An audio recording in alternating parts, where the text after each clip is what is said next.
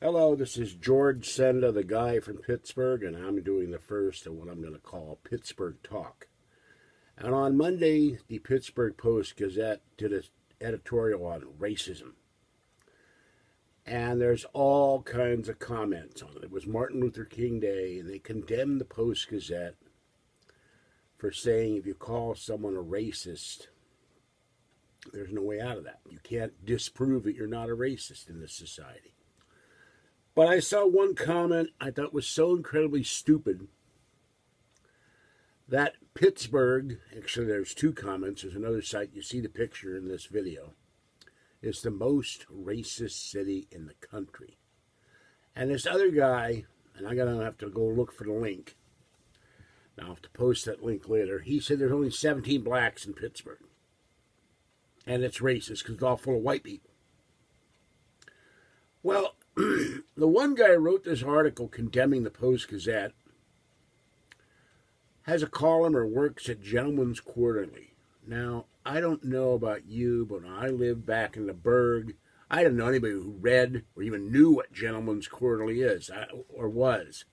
I only know it existed in 1968 to 70 when I was last in the Burg. I don't know if it existed in 1952. There was Esquire. That's what everybody read. If you want to look at men's clothing, or Playboy and trends in men's fashion. But these people, they talk about Pittsburgh and they've probably never been to Pittsburgh. Now, I got books mostly on Ghost right now on Pittsburgh, but I do a lot of reading of Pittsburgh history.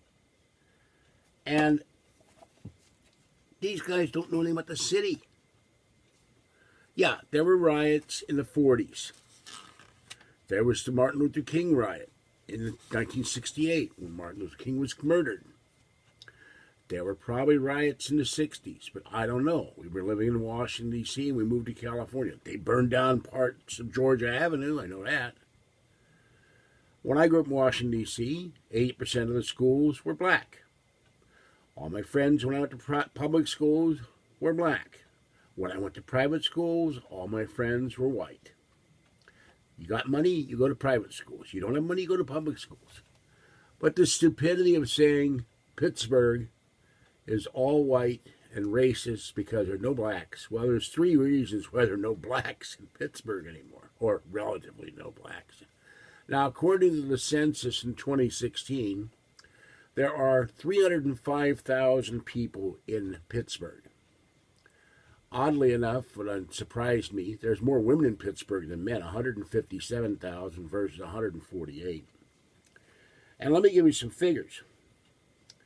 I wrote this down somewhere. I gotta read this. I'm still in trouble reading, by the way. 1950, 307,000.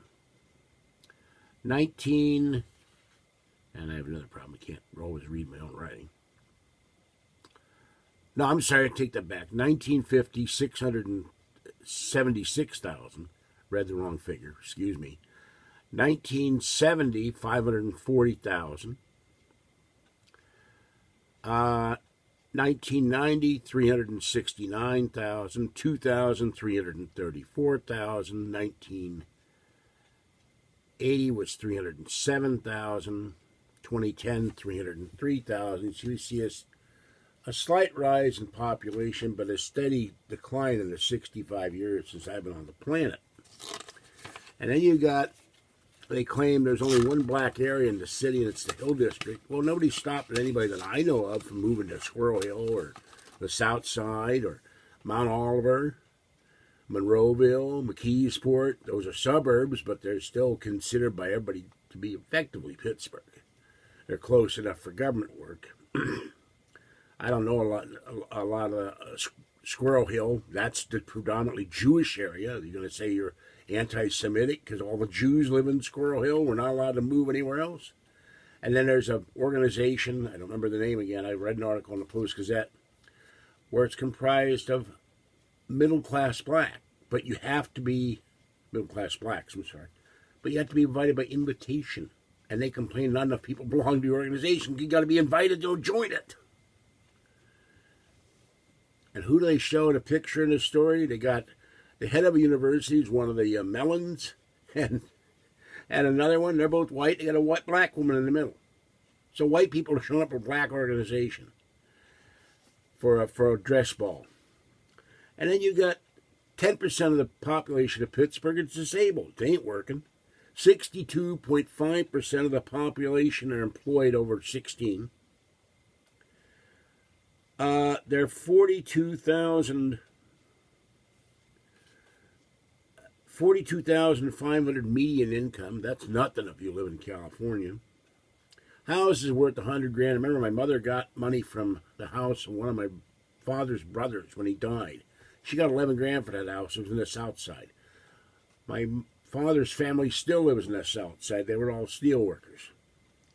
Minority-owned businesses, 4,400. Yet they complain there aren't enough minority-owned restaurants. Well, why aren't you going out and getting a job or getting a loan, starting your own restaurant? I don't get it. And white-owned businesses, 18,500. And Asians, 13,000. No, I'm sorry. Yeah, 13,000. Hispanic, 6,900. Other races, 2,405. And 584 Native Americans. So that's the population of Pittsburgh. Now, the reasons Pittsburgh black population declined: one, the steel mills died. Everybody worked in the steel mills. They worked at Kaufman's. They worked at Gimbel's. They worked at the William Penn. They worked at Kennywood. They worked at Isley's. Well, Isley's is gone. Gimbel's is gone. Kaufman's got sucked up by Macy's as a shadow of its former self. The Diamond Market's gone. Kennywood's still alive. When I used to be at Kennywood, I worked in the boat concession as a kid. I didn't see a single black guy out there because you had to have money to go to Kennywood. They were complaining that they don't have money to go to Steelers games. Well, you need to make more money, folks. And the problem is, the other thing in the 80s, one other reason. There are four reasons. I forgot one. They tore down much of the Hill District to build the Civic Arena. And now that's been torn down again. Who's meowing? Somebody's meowing. So when they tore that down, that whole neighborhood that was full of jazz clubs and black businesses, that area was destroyed. Not completely, but the cultural identity of that area was gone and never came back. Then you had the Martin Luther King riot. They burned down much of the Hill District. The steel mills died. All the steel workers had no jobs. The South Side died. What's that? Homestead. Mista Ironworks, that died. J&L, U.S. Steel. Japanese and the Chinese undercut us on steel prices. So there were jobs there. And then, in the 80s, the crack epidemic hit the black population. And by the way, there's a hell of a lot of people living in Pittsburgh that don't have a mom or a dad. No wife, 5,000. No husband, 20,000. So, you got nobody there as a support group for your kids. And so, Pittsburgh, it's a great place to live. It's been rated one of the top places in the country, but there's no damn jobs. Right now in Pittsburgh, it's either been taken by Pitt or the University Hospital. They're taking over the whole city, it seems. And a lot of theaters and restaurants are gone. And the picture in this video is the car dealership that I used to go to when it was a Chevrolet dealership when I was a child, and they had the SB next door. And then later on it became Allen Cadillac, and it closed up. Now they're going to turn it into an office building. But they don't know what the hell to do with the ramps.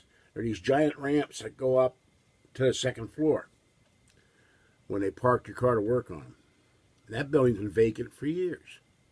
And Isley's headquarters is down the road. It's an office building. So, if you don't know any blacks, like we didn't know any blacks when we lived in Oakland, the N-word was never used. There was no disparaging word against blacks. We went to the Pirates game. The only blacks we ever saw were Roberto Clemente, Bob Gibson, Willie Mays, Willie McCovey, Willie Stargell. You know, and Clemente and Stargell were heroes. And we didn't think about blacks. They were the pirates. The same with the Steelers players.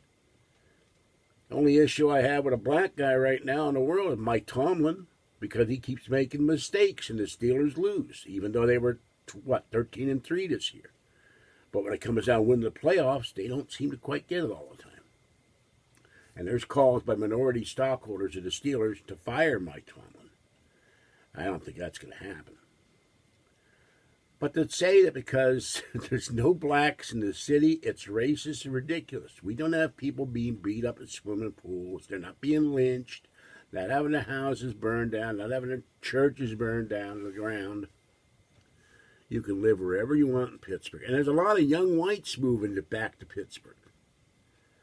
And a lot from other countries, and a lot of people from other cities, and a lot of, there was not, in that same article, and I think they were black and tans or something. Lady said she moved to Baltimore, and they got support in Baltimore. They didn't get Pittsburgh. Well, there's not enough people there. So I don't believe this hype that Pittsburgh is all racist because there's no blacks there and it's all whites. It's all whites because of one big thing. There's no jobs in Pittsburgh. All right. I got another issue or two to address in another video. I got the shaft from YouTube today, and I'll talk to you about it. This is George Senda, the guy from Pittsburgh. Don't believe everything you read on and off the internet. And do your own research like I just did. And there's a hell of a lot more than 17 black guys standing in the corner on 5th Avenue in Pittsburgh. Bye-bye for now, and stay warm and safe out there if you can.